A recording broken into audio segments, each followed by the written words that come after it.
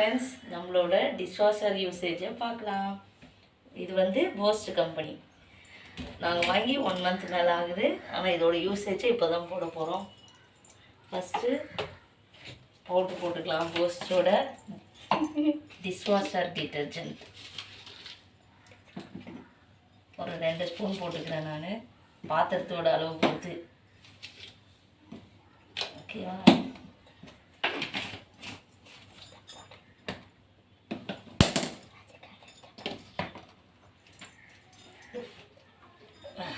Rinse ஒரு 1/2 பவுல் ஊற்றிக்கலாம்.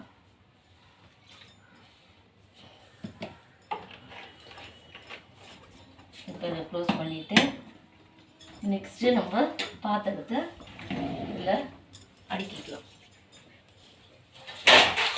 Cut பண்ணிடு.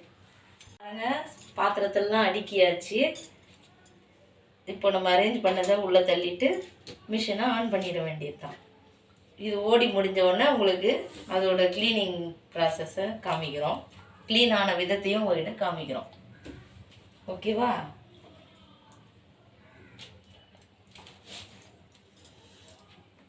க்ளீன் பண்ணிவிட்டு உங்களுக்கு நான் எடுத்ததை காமிக்கிறேன் வெளியே.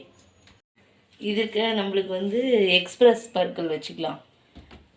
இப்போ 59 minutes காமிக்குது. இது வந்து ஆஃப் லோடு தான் எனக்கு இருக்குது. அதனால் நான் ஆஃப் லோடையும் ப்ரெஸ் பண்ணிக்கிறேன். இப்போ நம்ம வந்து ஸ்டார்ட் கொடுத்துருவோம். வாங்க இப்போ கிச்சனை பாத்திரங்க எவ்வளோ சுத்தமாக இருக்குன்னு பாருங்கள். பாருங்கள், இட்லி பாத்திரத்தோட மூடி,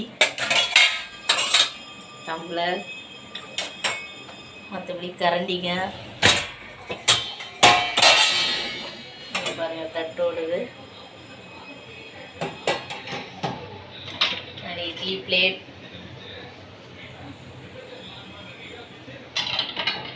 இவ்வளோதான் நம்மளோட க்ளீனிங்கான பாத்திரத்தோட அளவு.